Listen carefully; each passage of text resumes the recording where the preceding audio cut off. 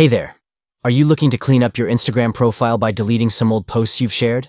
Well, you're in luck because I'm here to walk you through the steps on how to delete a post by date on Instagram on your PC with the new update. Let's get started. First things first, open up your Instagram account on your PC.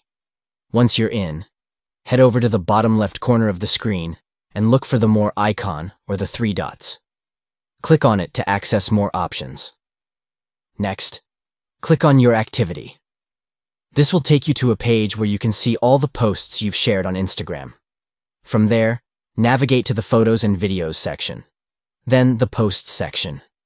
Here, you'll be able to see all the posts you've shared. To make it easier to find the post you want to delete, click on Sort and Filter. This will allow you to enter the start date and end date for the period of the post you're looking for.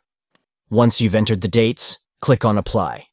Now, click on Select and choose the post you want to delete.